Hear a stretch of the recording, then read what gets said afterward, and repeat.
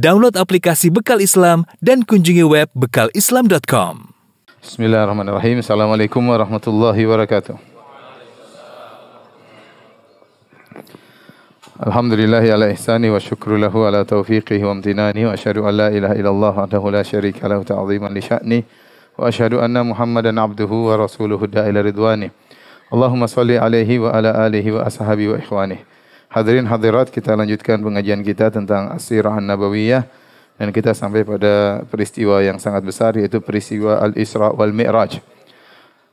Para ulama menyebutkan bahwasanya peristiwa Al-Isra wal Mi'raj ini adalah peristiwa yang Allah adakan bagi Nabi sallallahu alaihi wasallam untuk menghibur Nabi sallallahu alaihi wasallam, karena tatkala itu di puncak-puncak kesulitan yang dihadapi oleh Nabi sallallahu alaihi wasallam. Beliau baru saja meninggal pamannya Abu Talib yang selama ini membelanya. Kemudian istrinya disusul dengan meninggalnya istrinya yang sangat dia cintai, Khadijah radhiyallahu taala anha. Kemudian beliau pergi ke Taif, diusir oleh penduduk kota Taif, dilempar hingga berlumuran darah, ya. Bertubi-tubi ujian dihadapi oleh Nabi sallallahu alaihi wasallam, maka Allah tutup ujian-ujian tersebut dengan peristiwa yang mengkokohkan Nabi sallallahu alaihi wasallam, yaitu peristiwa Al-Isra wal Mi'raj. Al-Isra wal Mi'raj tersusun atas dua kata, Al-Isra dan Al-Mi'raj. Adapun Al-Isra secara bahasa Arab yaitu perjalanan yang dilakukan di malam hari, itu namanya Al-Isra. Dan adapun Al-Mi'raj namanya naik. Al-Mi'raj artinya su'ud, yaitu naik.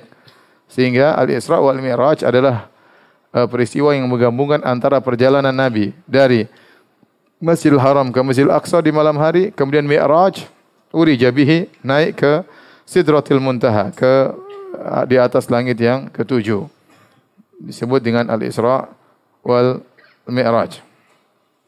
Dan Allah sebutkan dalam Al-Quran tentang kisah Al-Isra wal Mi'raj, kata Allah Subhanahu wa taala, subhanalladzi asra bi 'abdihi lailan minal masjidil haram ilal masjidil aqsa alladzi barakna haulahu linuriyahu min ayatina innahu wasami'ul basir. Kata Allah Subhanahu wa taala, Maha suci Allah yang perjalankan hambanya di malam hari dari Masjidil Haram menuju ke Masjidil Aqsa yang kami berkahi di sekitarnya, agar kami tunjukkan kepadanya di antara tanda-tanda kebesaran kami, innahu huwas sami'ul basir, sungguhnya Allah Maha mendengar lagi Maha melihat. Kemudian juga Allah sebutkan dalam surat An-Najm, kata Allah, wa laqad ra'ahu nazlatan ukhra 'inda sidratil muntaha indaha jannatul ma'wa. Sungguh Muhammad sallallahu alaihi wasallam telah melihat Jibril untuk kali keduanya atau kesempatan lainnya. Setelah Nabi melihatnya di Gua Hira, Nabi melihat Jibril dalam bentuk aslinya di kesempatan yang lain. Kapan? Inda Sidratil Muntaha. Itu di Sidratil Muntaha, yaitu di tatkala Nabi sedang Mi'raj. Indaha Jannatul Ma'wa. Di sisi Sidratul Muntaha ada surga. Jadi Al-Quran menyebutkan dalam dua surat, ya, surat Al-Isra dan juga surat An-Najm. Kemudian adapun hadis-hadis Nabi SAW yang menyebutkan tentang peristiwa Al-Isra wal Mi'raj sangat banyak. Sampai hadis-hadisnya mutawatir. Ya, yang dimaksud dengan mutawatir itu hadis-hadis yang diriwayatkan lebih dari 10 sahabat. Sehingga tawatarat riwayat, banyak, ya, riwayat, sehingga ini menghilangkan keraguan sama sekali tentang kebenaran berita ini, ya. Karena berita ini sangat benar hingga diriwayatkan oleh bukan cuma satu sahabat. Kalau satu sahabat yang meriwayatkan kita sudah benarkan.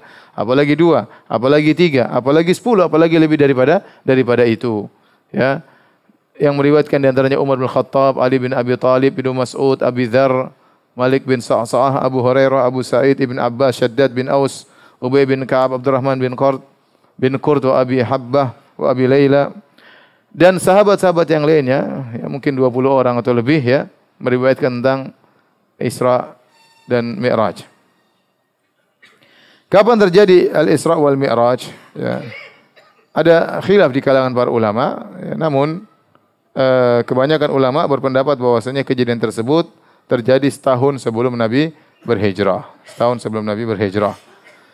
Ada juga yang berpendapat bahwasanya terjadi 3 tahun sebelum Nabi berhijrah. Itu persis setelah Nabi diusir dari kota Taif, atau persis setelah wafatnya Abu Talib dan Khadijah, maka terjadilah peristiwa Al-Isra wal Mi'raj sebagai penguatan bagi Nabi, hiburan bagi Nabi sallallahu alaihi wasallam yang sangat bersedih. Adapun bulannya tidak ada dalilnya, apalagi tanggalnya sama sekali tidak ada dalilnya. Sedangkan tahunnya saja para ulama apa? Khilaf kapan terjadi, apalagi tanggal dan bulannya. Dan Rasulullah SAW tatkala berisra dan bermi'raj, maka Rasulullah SAW dengan ruh dan jasadnya, bukan sebagaimana pendapat sebagian orang yang mengatakan bahwasanya yang naik ke Sidratul Muntaha cuma ruh Nabi SAW. Itu pendapat yang tidak tepat, pendapat yang keliru. Yang benar adalah ruh dan jasad Nabi SAW. Ya, karena dalam Al-Quran Allah mengatakan Subhanalladzi asra bi abdihi. Maha suci Allah yang perjalankan hambanya. Dan hambanya tersebut yaitu jasad dan rohnya. Jasad dan rohnya. Apalagi Allah buka dengan firman-Nya Subhana, Maha suci Allah. Dan ini biasanya diungkapkan pada perkara-perkara yang agung dan besar. Ya. Adapun kalau yang berangkat cuma rohnya saja, merupakan perkara yang biasa. Namanya ruh kemana-mana biasa. Dan orang-orang kafir tidak akan mendustakan Nabi SAW. Tidak menganggap ini suatu peristiwa mukjizat. Tetapi kenyataannya waktu Nabi SAW mengabarkan beliau berisra dan bermi'raj dengan ruh dan jasad beliau, ya, maka akhirnya sebagian orang murtad, ditertawakan orang kafir, dianggap ini perkara yang aneh. Oleh karena yang benar bahwasanya Nabi berisra dan bermi'raj adalah dengan ruh dan jasadnya. Ini merupakan konsekuensi dari perkataan Subhanalladzi asra bi abdihi. Maha suci Allah yang telah memperjalankan Nabi, ya, hambanya di malam hari, yaitu sebagai Nabi SAW, ruh dan jasadnya. Lagi pula, sebagaimana nanti akan datang dalam hadis-hadis, Nabi SAW waktu Isra, Nabi SAW naik kendaraan Al-Buraq. Kendaraan apa? Al-Buraq. Kalau ruh tidak perlu pakai tunggangan. Tunggangan itu dinaiki oleh jasad, ya tidak? Kalau ternyata yang cuma berjalan cuma ruh, ya sudah, nggak usah pakai tunggangan, terbang aja nggak usah pakai tunggangan. Ini semakin berkuat bahwasanya pendapat yang benar bahwasanya Nabi berisra dan mi'raj dengan ruh dan jasadnya. Taib, hadirin dan hadirat yang dirahmati oleh Allah Subhanahu wa taala, ya. Saya akan bacakan kisah Al-Isra dan Al-Mi'raj sesuai dengan hadis-hadis riwayat-riwayat yang datang dalam kisah tersebut, ya. Di antaranya dari Anas bin Malik radhiyallahu anhu qala anna Malik ibn Sa'sa'ah radhiyallahu anhu qala. Kata Anas bin Malik dari Malik bin Sa'sa'ah radhiyallahu anhu, dia berkata, anna nabiyallahi haddatsahum an lailatin usriya bihi. Bahwasanya Nabi SAW pernah bercerita kepada para sahabat tentang kisah di malam hari beliau diperjalankan oleh Allah Subhanahu wa taala. Qal, kata Nabi SAW, bainama ana fil hatim wa rubbama qala fil hijr. Al-hatim yakni al-hijr. Rasulullah SAW sedang di hijr. Yang orang sekarang mengatakan hijr Ismail, ya. Tapi namanya bukan hijr Ismail, yang benar al-hijr saja tanpa ada Ismailnya, ya. Ya. Karena penamaan ini bermasalah. Orang menyamakan hijr Ismail, ya, seakan-akan Nabi Ismail yang bangun, atau ada yang mengatakan di situlah kuburan Nabi Ismail. Ya, makom Ibrahim benar, situ tempat berdirinya Nabi Ibrahim. Makom tempat berdiri bukan makamnya Ibrahim, tapi tempat berdirinya siapa? Nabi Ibrahim tatkala beliau naik di atas batu untuk menyusun Ka'bah. Adapun hijr dibuat belakangan di zaman orang-orang Quraisy tatkala mereka merenovasi Ka'bah seperti sebagaimana pernah kita sampaikan, maka dibuat batas. Hijr artinya pembatas. Ya, bahwasanya Ka'bah aslinya sampai di situ, ya. Kemudian dibuat pembatas, ya. Hanya saja orang Quraisy waktu bangun Ka'bah duitnya enggak ada sehingga bangun Ka'bah cuma separuh, ya. Maka dibuat batasan bahwasanya pondasi Ibrahim tatkala dibangun Ka'bah oleh Ibrahim sampai daerah situ, maka disebut dengan Al-Hijr. Waktu Nabi SAW sedang tidur di Al-Hijr, muttaji'an, dalam kondisi berbaring, idh atani atin, tiba-tiba datang kepadaku sesuatu, yaitu malaikat Jibril, ya. Qala, kemudian faqadda atau fashaqqa ma baina hadhi ila hadhihi. Maka Nabi mengatakan yang datang tersebut malaikat membelah dari sini sampai ke sini, kata Nabi SAW, yaitu min thugrati nahrihi ila syi'ratihi. Dari sini lubang sini, ya. Di atas leher ada lubang ini kan. Itu namanya thugrah, ya. Kemudian sampai di al-ana, di bawah pusar, itu dibelah, ya. Thumma utitu bi tastin min dhahabin mamlu'atin imanan. Kemudian dihadirkan sebuah tempayan terbuat dari emas penuh dengan keimanan. Faghasala qalbi. Kemudian malaikat tersebut mengeluarkan jantungku kemudian membersihkan jantungku. Tsumma husyiya, tsumma uida. Kemudian dimasukkan kembali jantungku, kemudian dikembalikan ya. Dijahit kembali dan sudah pernah kita sampaikan Nabi SAW dibelah dadanya sebelumnya kapan? Tatkala di Taif ya. Sudah lupa kah? Pengajian lama sekali. Enggak pernah murajaah ya ini. Nabi pertama kali dadanya dibelah tatkala beliau di Taif ya, waktu sekitar usia 4 tahun. Kejadian kedua tatkala beliau Isra Mi'raj ya, wallahu alam bisawab. Waktu di umur 4 tahun dibelah di Taif untuk mempersiapkan diri Nabi SAW sehingga tidak mudah digoda syaitan meskipun beliau belum diangkat menjadi seorang Nabi. Dan sekarang Nabi dibersihkan kembali untuk persiapan bertemu dengan Rabbul Alamin, bertemu dengan Allah Subhanahu wa taala. Ya. Agar jiwa beliau kuat, maka jantung beliau dibersihkan oleh malaikat. Tsumma utitu bidabatin dunal bagli wa fawqal himar abyad. Kemudian dihadirkan kepadaku seekor hewan yang lebih kecil daripada begol tetapi lebih besar daripada himar. Dikatakan al-buraq ya, al-buraq. Begol adalah hewan perpaduan antara kuda dan himar. Kuda dan himar kawin, lahirlah namanya apa? Begol ya. Begol itu lebih besar daripada himar tapi lebih kecil daripada kuda. Jadi kalau urutan besar kuda, begol baru apa? Himar. Nah, buraq itu di antara begol dan apa? Himar. Jadi urutannya kuda, begol, buraq baru apa? Himar. Dari sisi ukuran ya. Ukuran ya. Di sini ada begol atau tidak di Indonesia? Ya. Enggak ada. Kalau bahlul begol itu adalah persilangan antara kuda dengan apa? Kuda dengan himar. Dikatakan ada teka-teki hewan apa yang bisa melahirkan tapi tidak bisa dilahirkan. Ya. Hewan apa yang bisa melahirkan tapi tidak bisa yang bisa dilahirkan tapi tidak bisa melahirkan? Hewan apa yang bisa dilahirkan tapi tidak bisa melahirkan? Jawabannya kuda betina mandul misalnya ya. Tapi bukan itu maksudnya. Maksudnya begol itu dia hanya hasil persilangan antara kuda dengan apa? Dengan himar. Begol kawin dengan begol tidak punya anak. Begol kawin dengan begol tidak punya anak ya. Yang ada kuda kawin dengan himar punya anak, namanya apa? Begol ya. Jadi buraq itu hewan ya. Cuma disebut oleh Nabi sifatnya dia putih. Tidak seperti digambarkan berwajah perempuan, pakai mahkota ya. Bisa ngelirik kanan, ngelirik kiri. Enggak ya. Cantik enggak. Ini disebut cuma apa? Putih, berwarna putih. Bukan tubuh kuda berwajah manusia. Ini hanya khayalan orang. Kemudian ditanyakan, "Huwal buraq ya Abu Hamzah?" Wahai Anas bin Malik, apakah itu hewan buraq? Qala Anas, "Na'am." Iaitulah hewan al-buraq. Yada'u khatwahu 'inda aqsa tarfihi. Dia sekali melangkah sampai sejauh matanya memandang. Kalau dia memandang entah berapa puluh kilo, disitulah. Begitu dia melangkah, menginjakkan kakinya, sejauh mata memandangnya sang buraq. Wa kana musrajan mulajjaman.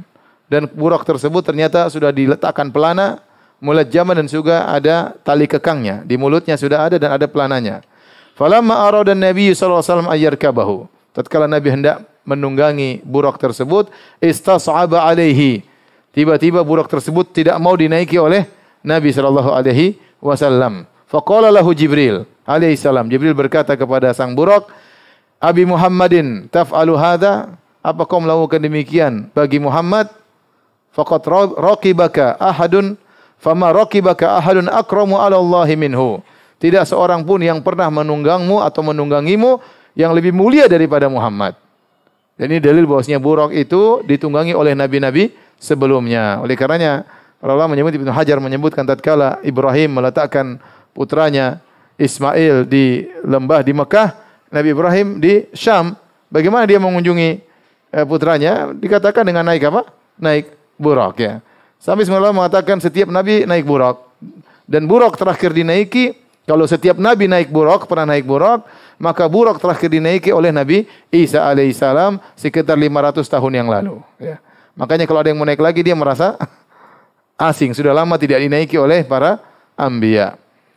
Makanya Jibril mengingatkan, "Fama raqibaka ahadun akramu 'ala Allahi minhu." Kenapa kau berbuat demikian terhadap Muhammad wahai buraq? Tidak ada yang menunggangimu lebih afdal, lebih baik, lebih mulia daripada orang ini. Farfadda araqan. Maka kemudian burak tersebut diam, bercucuranlah keringatnya, siap dinaiki oleh Nabi sallallahu alaihi wasallam. Kata Nabi sallallahu alaihi wasallam, farakibtuhu, maka aku pun naik di atas burak.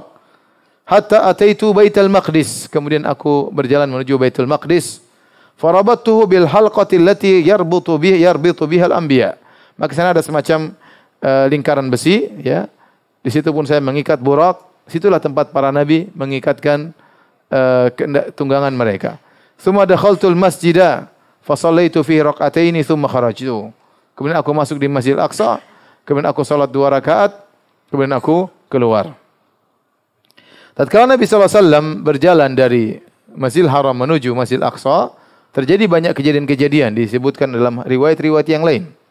Jadi perjalanan Nabi di malam hari di Masjidil Haram sampai ke Masjidil Aqsa ada kejadian-kejadian. Di antaranya waktu Nabi sallallahu alaihi wasallam berjalan, beliau diganggu oleh ifrit. Al-Imam Malik meriwayatkan dalam kitabnya Al-Muwatta dari Yahya bin Sa'id. Beliau berkata, "Usriya bi Rasulillah sallallahu alaihi wasallam fara'a ifritan minal jinni. Ifritan minal jinni yatlubuhu bi syu'latin min nar." Waktu Nabi berjalan dari Masjidil Haram ke Masjidil Aqsa, dia diikuti oleh jin ifrit dengan membawa sebuah api yang menyala. Kullamal tafata Rasulullah sallallahu alaihi wasallam ra'ahu. Setiap Nabi berpaling melihat, maka Nabi melihat ifrit, ya. Faqalahu Jibril, maka Jibril berkata, jadi ifrit mengganggu. Afala u'allimka kalimatin taquluhunna idza qultahunna tufiat syu'latuhu wa kharra li fihi. Maukah aku ajarkan kepada engkau ya Rasulullah suatu kalimat, suatu doa yang jika kau baca maka api yang dibawa Jibril tersebut akan mati dan dia akan tersungkur di atas mulutnya. Faqala Rasulullah sallallahu alaihi wasallam, bala, tentu wahai Jibril. Maka Jibril berkata, faqul, ucapkanlah a'udzu biwajhillahil karim wa bi kalimatillahi tammati allati la yujawizuhunna barrun wala fajir min syarri ma yanzilu minas sama' wa syarri ma ya'ruju fiha wa syarri ma dhara'a fil ardi wa syarri ma yakhruju fiha wa min fitanil laili wan nahar wa min tawariqil laili wan nahar illa tariqan yatruku bi khairi ya Rahman. Sudah hafal doanya? Kalau dikejar ifrit baca doa ini, ya. Demikian juga di antara kejadian, banyak kejadian tapi kita tidak sebutkan semuanya. Di antara kejadian yang dilihat oleh Nabi sallallahu alaihi wasallam, ya, waktu Nabi berjalan dari Masjidil Haram ke Masjidil Aqsa ke Baitul Maqdis, Nabi mencium aroma yang sangat harum, ya. Al-Imam Ahmad meriwayatkan dalam sunatnya, dalam musnadnya, demikian Ibnu Hibban dalam sahihnya dengan sanad yang hasan dari Ibnu Abbas radhiyallahu anhuma, beliau berkata, qala Rasulullah sallallahu alaihi wasallam, Rasulullah sallallahu bersabda, "Lamma kanatil lailatu allati usriya bi fiha." Tatkala di malam hari di mana aku diperjalankan di malam hari tersebut, atat alayya raihatun thayyibah.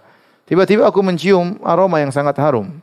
Faqultu ya Jibril, aku berkata wahai Jibril, ma hadhihi raihatu thayyibah? Wahai Jibril, apa ini aroma wangi yang sangat harum? Qala, kata Jibril alaihissalam, hadhihi raihatu masyitati ibnati Fir'auna wa auladiha. Ini adalah aroma masyitah, penyisir rambutnya putrinya Fir'aun dan juga wanginya anak-anaknya, anak-anak masyitah. Masyitah itu bukan nama, masyitah dalam bahasa Arab artinya penyisir. Apa namanya? Penyisir, ya. Penyisir putrinya Fir'aun. Fir'aun kaya raya, dia punya putri, tukang sisirnya juga spesial, ya. Salon di rumah, ya, di tukang sisirnya ada sendiri, ya. Tukang sisirnya itu wanita yang muslimah yang beriman kepada Allah Subhanahu wa taala. Jibril berkata, "Bainama hiya tamshutu ibnata Fir'aun dzata yaumin." Pada satu hari wanita ini sedang menyisir rambutnya putrinya Fir'aun. Idz saqatat al-midra min yadiha. Tiba-tiba jatuhlah sisir dari tangannya. Faqalat bismillah. Dan dia berkata apa? Bismillah. Dan demikian, ya, kalau kita misalnya mau hampir nabrak orang kita bilang bismillah, kalau ada yang jatuh kita bilang apa? Bismillah, sunnahnya demikian, ya. Dan itu sunnah yang tersebar di Arab Saudi, ya. Kita kebiasaan kalau jatuh bilang apa? Innalillahi wa inna ilaihi raji'un. Tapi sebenarnya bilang apa? Bismillah, ya. Faqalat laha ibnatu Fir'aun, abi, waktu dia mengatakan bismillah dengan nama Allah, maka putri Fir'aun dengar. Dan dia komentar, dia berkata, maksudmu bapakku? Dengan nama Allah, maksudnya dengan nama bapakku? Qalat la, kata masyitah, penyisir rambut putri Fir'aun, bukan. Walakin Rabbi wa Rabbu abika Allah. Tetapi yang saya sebut tadi adalah Rabbku dan Rabb bapakmu, yaitu Allah. Ya, Rabbnya Fir'aun juga Allah. Qalat ukhbirhu bidzalik. Qalat na'am. Maka dia ancam tukang sisirnya tadi, putrinya ngancam, aku akan kabarkan bapakku tentang perkataanmu ini. Kata sang wanita, silakan. Fa akhbarathu fada'aha. Maka dia pun kabarkan kepada Fir'aun. Maka Fir'aun panggil dia. Qala ya fulana. Maka Fir'aun bertanya, wahai fulana, wa inna laki rabban ghairi, apakah kau punya Tuhan selainku? Faqalat na'am. Kata wanita tersebut, iya. Rabbi wa rabbukallah. Tuhanku ada selain Tuhanku dan Tuhanmu Allah ya. Tuhanku Allah, Tuhanmu juga siapa? Allah. Ya. Fa amara bi nukratin min nuhasin fa uhmiyat. Kemudian akhirnya Firaun memerintahkan didatangkan sebuah qidr, sebuah panci besar ya, terbuat dari tembaga kemudian dipanaskan. Tsumma umira biha an tulqa hiya wa auladuha fiha. Kemudian Firaun memerintahkan agar Masitah ini, wanita ini dan anak-anaknya dilemparkan dalam panci yang panas tersebut. Mungkin berisi sesuatu yang sangat panas. Faqalat lahu inna li ilaika hajatan. Maka wanita itu berkata kepada Firaun, wahai Firaun, aku punya permintaan kepadamu. Qala wa ma hajatuki? Apa permintaanmu? Qalat uhibbu an tajma'a idhami wa idhama waladi fi thawbin wahid. Aku minta agar kau kumpulkan tulangku dan tulang anak-anakku dalam satu kain kafan. Wa tadfinna, kemudian kau kuburkan kami.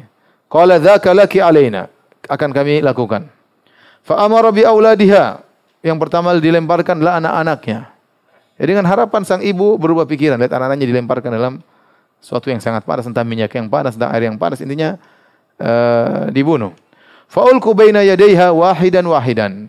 Maka dilemparkanlah anaknya satu demi satu di hadapannya. Dia lihat semuanya. Ini ujian yang sangat berat ya. Firaun berharap dia berubah pikiran. Berat, satu persatu dilemparkan. Ila anintaha ila sabiyyin laha murda. Sampai akhirnya semua anaknya semua dilemparkan dan dia tetap tegar. Anaknya tinggal satu yang dia susui. Dia lagi gendong, lagi dia susui. Ka'annaha taqa'asat min ajlihi. Waktu disuruh masuk ke dalam api, dalam panci yang panas tersebut, kayaknya wanita tersebut agak ragu ya. Kasihan anaknya tersebut. Dia tidak tega lihat anak kecilnya dilemparkan. Qala, tiba-tiba anaknya berkata, ya ummah, iktahimi. Tiba-tiba anaknya berkata, wahai ibunda, masuklah ke dalam panci tersebut. Fa inna adzabad dunya ahwanu min adzabil akhirah. Sungguhnya azab dunia itu lebih ringan daripada azab akhirat. Faqtahamat, maka dia pun menceburkan diri dalam panci tersebut, akhirnya meninggal seluruhnya. Dia dan anak-anaknya mengeluarkan aroma yang sangat harum, dicium oleh Nabi sallallahu alaihi wasallam tatkala Nabi sallallahu alaihi wasallam berjalan dari Masjidil Haram ke mana? Ke Masjidil Aqsa ya. Banyak peristiwa-peristiwa yang dilihat oleh Nabi sallallahu alaihi wasallam ya. Di antaranya Rasulullah SAW melihat juga di perjalanannya rajulan qad jama'a hizmata hatabin 'azimah, seorang laki sedang mengumpulkan banyak kayu bakar. La yastati' hamlaha, setelah dia kumpulkan kayu bakar yang banyak dia tidak bisa memikulnya. Wa huwa yuridu an yazida alaihi, sementara dia ingin tambah lagi kayu bakarnya. Maka Rasulullah SAW bertanya, "Ma hadza ya Jibril?" Siapa orang ini Jibril? Qala hadza rajul min ummatika takunu 'indahu amanatun nas la yaqdiru ala ada'iha wa huwa yuridu an yahmila 'alaiha. Ini orang banyak amanah orang-orang pada dia ya. Dia pengurus misalnya, menerima amanah dari orang, namun dia tidak bisa menunaikan amanah tersebut. Dia sudah tidak bisa menunaikan amanah tersebut, dia masih ngumpulin lagi ya amanah tersebut. Ya, hati-hati kalau seorang misalnya ngumpulin sumbangan dari masyarakat ya, harus segera dia tunaikan amanah tersebut. Kalau tidak mampu jangan kumpulin terus tersebut, sementara kumpulin terus mereka tidak mampu untuk menunaikan amanah yang dia dititipkan kepadanya oleh masyarakat. Kemudian juga di antara yang dilihat oleh Nabi sallallahu alaihi wasallam. Tsumma ata Rasulullah sallallahu alaihi wasallam ala qaumin tuqradu alsinatuhum wa shifahuhum bimaqaridha min nar. Kemudian Nabi sallallahu alaihi wasallam melihat suatu kaum yang mereka dirobek, lidah-lidah mereka digunting dan bibir mereka digunting dengan gunting terbuat dari api. Kullama quridat adat kama kanat. Setelah digunting lidahnya, digunting bibirnya, digunting mulutnya, setelah digunting kembali lagi, digunting lagi kembali lagi. La yafturu anhu min dzalika syai'. Tidak berhenti sama sekali. Terus demikian. Nabi melihat kondisi tersebut. Maka Rasulullah SAW berkata, "Ya Jibril, man haula?" Siapa orang-orang itu yang lisannya digunting, bibirnya seakan-akan Nabi diperlihatkan masa depan tentang orang-orang yang disiksa pada malam tersebut. Qala haula'i khutaba'u min ummatik. Kata Jibril, mereka itu adalah khatib-khatib dari umatmu wahai Rasulullah.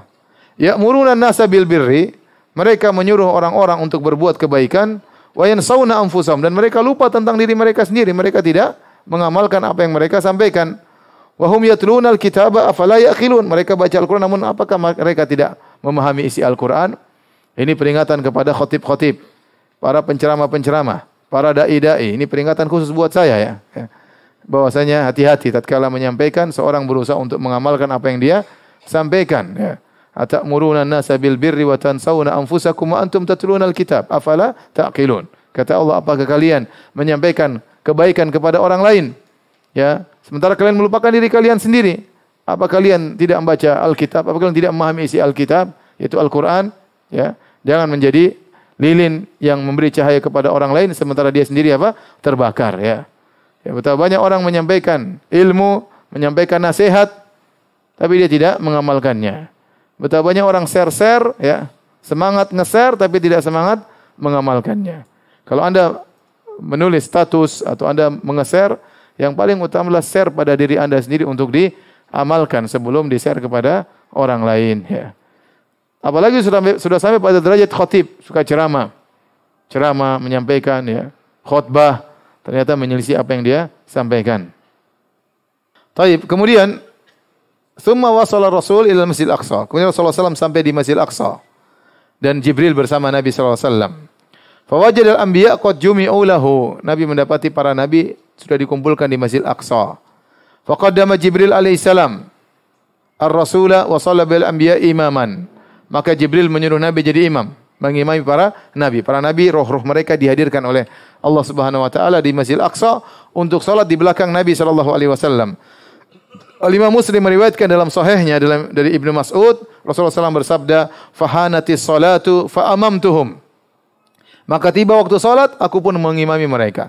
Masalah Nabi mengimami para anbiya di Masjid Aqsa, apakah itu sebelum Nabi naik ke atas langit atau setelah Nabi turun dari langit?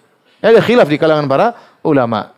Sebagian mengatakan Nabi mengimami sebelum Nabi naik ke langit, dan ada yang mengatakan Nabi mengimami setelah Nabi turun dari apa?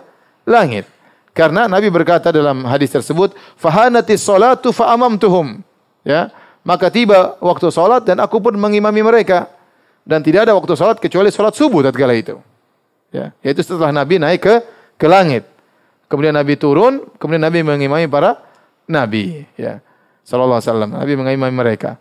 Kemudian juga di antara dalil bahwasanya Nabi mengimami mereka setelah Nabi turun, yaitu buktinya waktu Nabi setelah naik ke langit, Nabi bertemu dengan mereka. Nabi tanya, ya Jibril, ini siapa? Ini siapa? Ini siapa? Nabi tidak mengenal mereka. Kalau Nabi sudah ketemu mereka sebelumnya, Nabi akan mengenal apa? Mereka. Jadi zahirnya wallahu alam bisawab, Nabi mengimami para nabi-nabi yang lain setelah Nabi turun dari mana? Dari Mi'raj, dari langit ketujuh. Ini pendapat Ibnu Katsir rahimahullahu ta'ala. Setelah itu sebelum Nabi naik ke langit, ya, Nabi mengatakan, "Tsumma dakhaltul masjid fa shallaitu fi rak'atain." Kemudian aku pun masuk Masjid Aqsa, aku pun salat 2 rakaat. Tidak disebutkan salat bersama Nabi, bersama nabi-nabi yang lain. Ini pertama Nabi datang Masjid Aqsa, Nabi salat 2 rakaat, ya. Mungkin tahiyatul masjid atau apakah. Faja'ani Jibril alaihissalam bi ina'in min khamr wa ina'in min laban. Kemudian Jibril pun mendatangkan kepadaku 2 gelas. Yang satu isinya khamr, satu isinya susu. Fakhtartul laban, maka aku pun memilih untuk meminum laban. Maka Jibril berkata, "Ikhtartal fitrah," engkau memilih fitrah. Setelah itu Nabi SAW siap naik ke langit. Kemudian apa kata Rasulullah SAW? "Tsumma akhadha biyadi," ay Jibril alaihissalam, "fa araja bi ila sama'id dunya." Kemudian Jibril memegang tanganku. Kemudian aku dibawa ke atas ke langit dunia, langit yang pertama. Falamma ji'tu ila sama'id dunya, qala Jibril alaihissalam li khazinis sama', "Iftah." Tatkala aku sampai di langit dunia, langit yang pertama, Jibril berkata kepada penjaga langit, "Bukalah pintu langit." Faqala man anta? Rupanya malaikat penjaga langit tidak kenal Jibril. Siapa Anda? Qala Jibril. Oh sudah, jagoan bos Jibril. Pemimpin para malaikat. Wa man ma'aka? Siapa yang bersamamu? Qala Muhammad. Mereka sudah dengar tentang Muhammad, ya, isu di kalangan para malaikat, tetapi mereka tidak tahu Muhammad seperti apa. Maka akhirnya malaikat penjaga langit itu berkata, "Wa qad ursila ilaihi?" Apakah dia telah diutus? Qala na'am, iya, ini sekarang sama saya sudah diutus. Qala marhaban bihi, maka malaikat terus berkata, "Selamat datang Muhammad." Fa ni'mal maji'u ja'a, sungguh orang terbaik telah datang. Fa futiha lana, kata Rasulullah SAW, akhirnya pintu dibuka. Jadi langit itu ada pintu-pintunya. Ya. Wa futihatis sama'u fa kanat abwaban. Pada hari kiamat kelak kata Allah, pintu-pintu langit terbuka, maka terlihatlah pintu-pintu yang terbuka. Langit dibuka, maka terbukalah seperti pintu-pintu yang terbuka. Kemudian kata Nabi SAW, "Falamma alawna as-sama'a ad-dunya, fa idza rajulun qa'idun an yaminihi aswidatun wa an yasari aswidatun." Tatkala kami melewati langit yang pertama, langit dunia, tiba-tiba kami melihat ada seorang lelaki di sebelah kanannya banyak ruh, di sebelah kanannya, di sebelah kirinya juga banyak ruh, banyak arwah. Fa idza nadhara qibala yaminihi dhahik. Kalau dia melihat ke sebelah kanannya dia tertawa, lihat ruh-ruh yang begitu banyak dia tertawa. Wa idza nadhara qibala shimalihi baka. Kalau dia melihat ke sebelah kiri dia menangis. Faqultu man hadha ya Jibril? Aku berkata, siapa ini wahai Jibril? Qala hadha abuka Adam, ini bapakmu Adam. Fasallim alaihi, ucapkanlah salam kepadanya. Fasallamtu alaihi faradda salam. Maka dia berkata assalamualaikum. Adam mengatakan waalaikumsalam. Kemudian Adam mengenal Nabi Muhammad SAW. Beliau berkata marhaban bil ibni saleh wan nabi saleh. Selamat datang wahai putraku yang saleh. Selamat datang wahai nabi yang saleh. Kemudian Jibril berkata hadhil aswidatu an yaminihi wa an shimalihi nasamu banihi fa ahlul yamin ahlul jannah. Adapun ruh-ruh yang sebelah kanan itulah ruh-ruh keturunannya yang masuk surga. Adapun yang sebelah kiri adalah ruh-ruh yang masuk neraka jahanam. Jika dia melihat ke sebelah kanan dia tertawa atau tersenyum, jika lihat sebelah kiri maka dia pun menangis. Waktu Nabi SAW sampai ke langit dunia, Nabi diperlihatkan juga banyak kejadian-kejadian. Ya. Di antaranya dari Abu Sa'id Al-Khudri radhiyallahu anhu, qala Rasulullah SAW bersabda, "Lamma dakhaltu sama'a dunya," tatkala aku masuk ke langit dunia. Kemudian Nabi berkata, "Ra'aitu rijalan lahum masyafir kama syafiril ibil." Aku melihat lelaki-lelaki yang mereka memiliki mulut seperti mulut onta. Fi aidihim qita'un min narin kal afhar. Aku melihat mereka memegang di tangan mereka ada api seperti batu besar tapi isinya api. Yakdhifunaha fi afwahim, maka mereka pun melemparkan api tersebut ke dalam mulut mereka. Fatakhruju min adbarihim, api yang seperti batu tadi yang mereka lemparkan dalam mulut mereka seperti onta, besar, lebar, mudah dimasukkan bongkahan api tersebut, kemudian langsung keluar lewat dubur mereka. Faqultu man haula'i ya Jibril? Siapa mereka tuh hai Jibril? Qala haula'i akalatu amwalil yatama zulman. Mereka adalah orang-orang yang memakan harta anak yatim dengan kezaliman. Ini peringatan bagi orang yang ngumpulin dana ya. Saya selalu ingatkan ikhwan. Sebagian orang jadi panitia, jadi pengurus masjid kah, pengurus anak yatim lah, panitia pembangunan masjid kah. Pokoknya yang dia ngurusi duit masyarakat untuk mengirim bantuan ke orang-orang yang terkena musibah, terkena bencana atau ke luar negeri misalnya. Maka hendaknya dia waspada bahwasanya dia harus berhati-hati mengurus harta tersebut dengan sebaik-baiknya. Kalau kita saja ngurus duit kita, terkadang kita pelit, kita perhitungan, kita tidak ingin uang kita terbuang sembarangan, apalagi ngurus uang orang lain. Oleh karena saya sampai baca tentang Syekh Utsaimin rahimahullahu taala ya, bahwasanya beliau tatkala mengumpulkan dana untuk bangun masjid, bahkan kalau di uang tersebut untuk dibangun menara, beliau agak berat.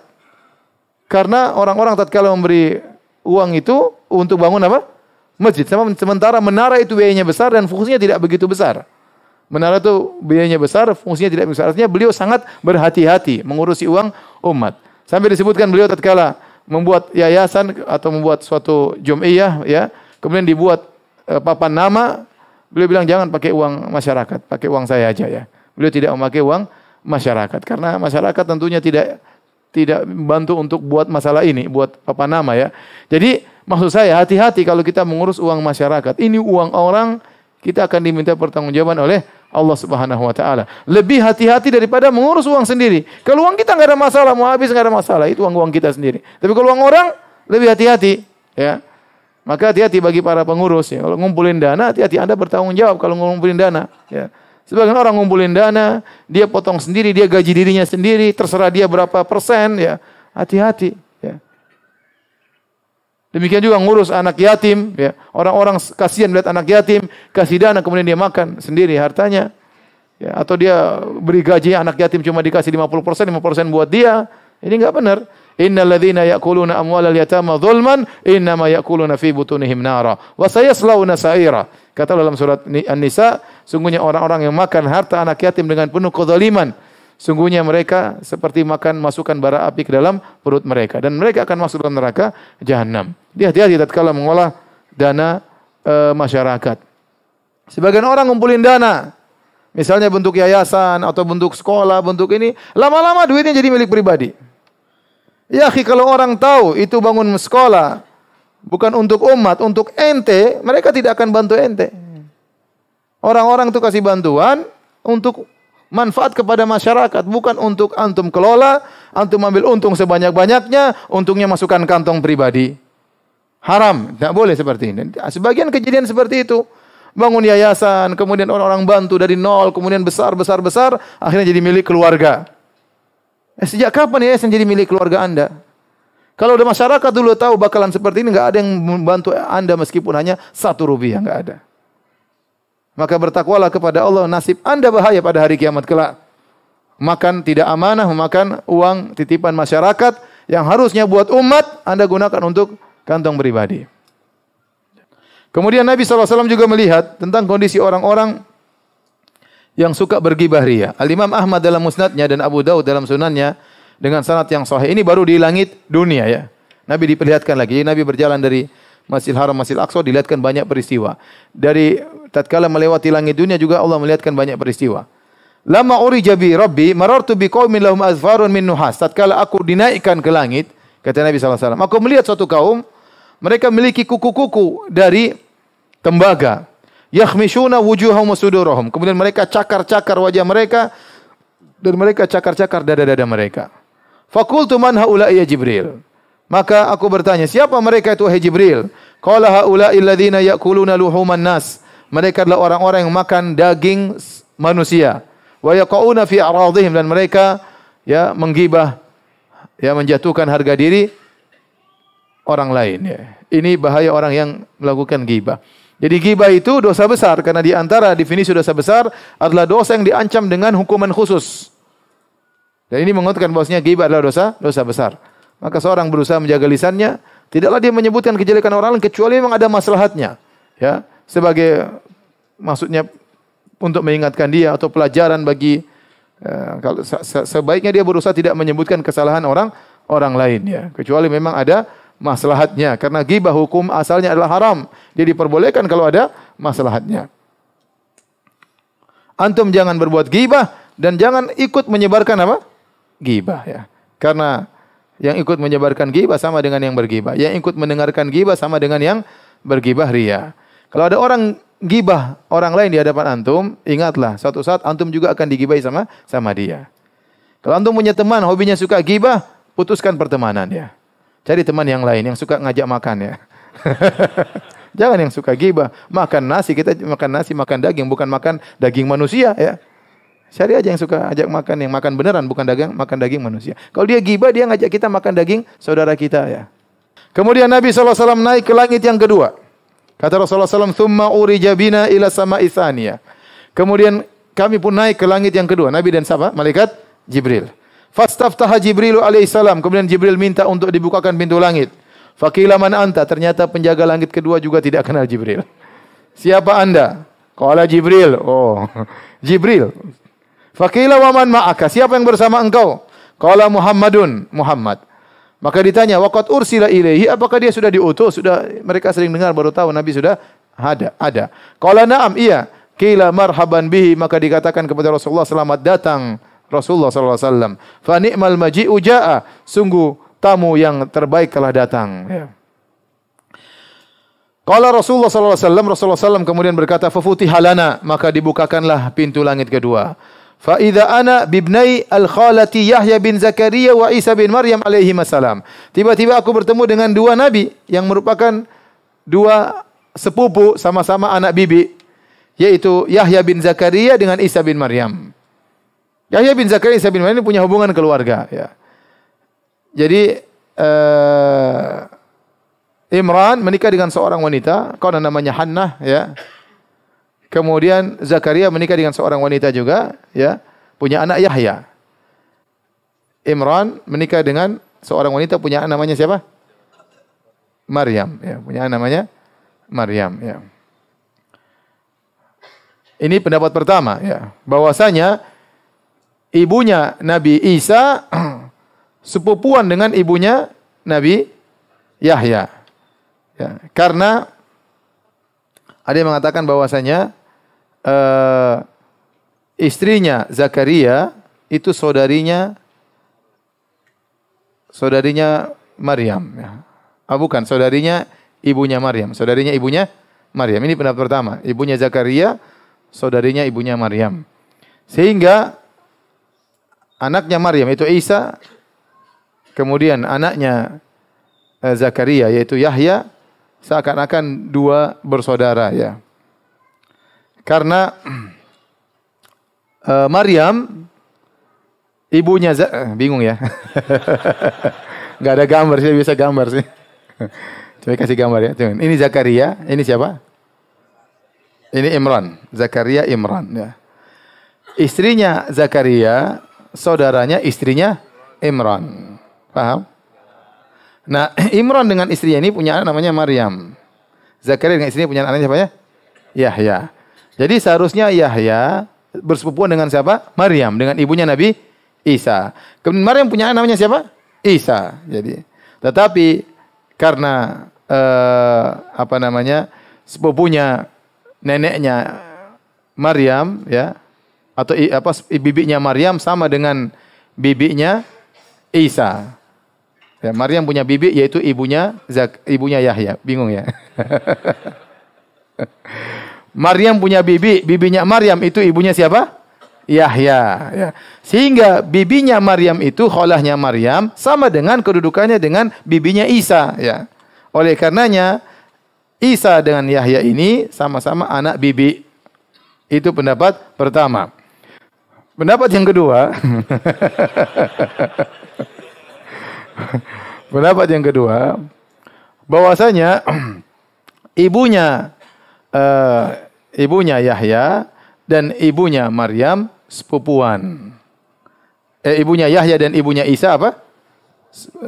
Sepupuan. Ibunya, kalau tadi ibunya Yahya adalah bibinya Maryam, sekarang ibunya Yahya sepupunya apa? Maryam. Sehingga Isa dan Yahya ini sama-sama sepupu juga.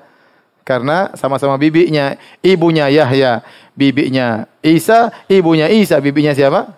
Yahya. Paham? Lebih gampang mendapat yang kedua kan? Maka dikatakan kepada Fa'idha ana, kata Nabi SAW, Fa'idha ana ibnail khalah. Tiba-tiba aku bertemu dengan dua nabi yang saling sepupuan. Faqala Jibril, hadza Yahya wa Isa. Jibril berkata, ya Rasulullah, ini Yahya dan ini Isa. Fasallim alaihima, ucapkanlah salam kepada keduanya. Fasallamtu, aku pun ucapkan salam. Assalamualaikum ya Yahya, assalamualaikum wa Isa. Faradda, kemudian keduanya membalas salamku. Tsumma qala, kemudian keduanya berkata, marhaban bil akhi saleh. Selamat datang kepada saudara yang saleh. Wan nabiyyi saleh, dan kepada nabi yang saleh. Wa da'awa li bi khair, keduanya mendoakanku kebaikan. Kemudian Rasulullah SAW naik ke langit yang ketiga. Tsumma urija bina ila sama'i tsalitsah fastaftaha Jibril. Kami pun naik ke langit yang ketiga. Jibril pun minta izin agar pintu langit dibukakan. Faqila man anta, siapa engkau? Qala Jibril, saya adalah Jibril. Wa man ma'aka, siapa yang bersamamu wahai Jibril? Qala Muhammad. Wa qad ursila ilaihi, apakah dia sudah diutus? Qala Jibril berkata, na'am. Kemudian penjaga pintu langit yang ketiga berkata, marhaban bihi fa ni'mal maji'u ja'a. Selamat datang kepada Muhammad, sebaik-baik orang yang datang telah datang. Maka Rasulullah SAW berkata, fafutihalana, maka pintu langit ketiga dibuka. Fa idza ana bi Yusuf alaihissalam. Tiba-tiba aku melihat Nabi Yusuf alaihissalam. Qala Jibril, Jibril berkata, hadza Yusuf fasallim alaihi. Wahai Muhammad, inilah Nabi Yusuf, berilah ucapan salam kepadanya. Fasallamtu alaihi. Aku mengucapkan assalamu alayka Yusuf. Faradda salam. Maka Yusuf pun menjawab salamku. Tsumma qala, kemudian Nabi Yusuf berkata kepada Rasulullah, marhaban bil akhi saleh. Selamat datang saudaraku yang saleh. Wan nabi saleh, seorang nabi yang saleh. Wa da'ali bi khair. Maka Nabi Yusuf mendoakan kebaikan bagiku. Yaqulu Rasulullah SAW berkomentar waktu melihat Nabi Yusuf, kata Rasulullah SAW, fa idza huwa qad u'tiya syatral husni. Ternyata Yusuf diberikan setengah ketampanan. Ada khilaf tentang makna setengah ketampanan ini ya. Di antara pendapat ada yang mengatakan satu dunia ini setengah ketampanannya buat Yusuf, sisanya dibagi-bagi ya. Antum seperberapa saya enggak tahu. Berarti Yusuf itu sangat apa? Sangat super apa? Tampan. Bayangkan setengah ketampanan untuk Nabi Yusuf. Ada pendapat-pendapat yang lain pula tentang masalah ini. Kemudian Nabi naik ke langit yang keempat bersama Jibril. Tsumma urija bina ila sama'ir rabi'ah fastaftaha Jibril. Kemudian kami naik ke langit yang keempat, Jibril pun minta dibukakan. Maka dikatakan, man anta, siapa engkau? Qala, saya Jibril. Siapa bersamamu? Muhammad. Apakah telah diutus? Iya. Kemudian penjaga pintu langit keempat berkata, selamat datang, wahai Muhammad, sebaik-baik yang datang telah tiba. Maka Rasulullah SAW berkata, fafutihalana, maka pintu langit keempat dibuka. Fa idza ana bi Idris alaihissalam. Tiba-tiba aku bertemu dengan Nabi Idris alaihissalam. Jibril berkata, hadza Idris, fasallim alaihi. Ya Rasulullah, ini adalah Idris, ucapkanlah salam kepadanya. Fasallamtu alaihi. Aku pun ucapkan salam kepada Idris. Maka dia pun membalas salamku. Kemudian dia berkata, marhaban bil akhi saleh wan nabi saleh. Selamat datang kepada saudara yang baik dan nabi yang baik. Wada ali bi khair, dan dia pun mendoakanku. Subhanallah, setiap nabi bertemu dengan para nabi yang lain semuanya mendoakan siapa? Rasulullah SAW. Maka kita pun ketemu saudara, kita doakan dia ya. Subhanallah, di kita ini Indonesia ya kurang timbul adab atau kebiasaan saling mendoakan. Tapi kalau kita di Saudi, subhanallah, kalau ketemu orang itu mukadimahnya lama, doa kaif haluk, doain lama ya. Baru kemudian berbicara. Yang repot terkadang kita telepon dia, gimana kabar, gimana orang tua, semoga baik semua, panjang, ini pulsa sudah jalan terus ini. Tapi mereka biasa, itu kebiasaan mereka. Ya, mereka kalau ketemu mendoakan, kalau telepon mendoakan. Gimana orang tua, gimana anak-anak semua dalam kondisi baik. Ya, bahkan antara ayah dan anak, yang kita sungkan mengucapkan demikian antara anak dan anak. Kalau ketemu ayah, ketemu telepon anaknya, betapa sering saya dengar Syekh Abdul Razak kalau telepon anaknya, gimana kabarmu nak? Semoga Allah menjagamu, semoga doain anaknya, ya. Kita jarang doain gitu. Nah, gimana sekolah? Apalagi saya mana? Jadi terkadang kita ketemu anak kita sungkan saling, tapi itu tradisi yang kurang bagus. Tradisi mereka, masya Allah, di ada sisi ini mereka sering saling mendoakan. Timbul rasa cinta di antara anak dan ayah, antara kakak dengan adiknya telepon saling mendoakan, ya. Saling mendoakan, tidak langsung bicara, pasti doain dulu. Lihat Nabi SAW ketemu dengan para anbiya, mereka mendoakan Rasulullah SAW. Tsumma qala Rasulullah SAW an Idris alaihissalam. Kemudian Nabi berkata tentang Nabi Idris alaihissalam, firman Allah, wa rafa'nahu makanan aliyya. Dan kami angkat Idris di tempat yang tinggi. Baik, insyaallah kita lanjutkan. Ini baru langit yang keberapa? Keempat. Insyaallah kita lanjutkan pekan depan, langit yang kelima dan seterusnya. Habis azan, yang mau bertanya saya persilakan.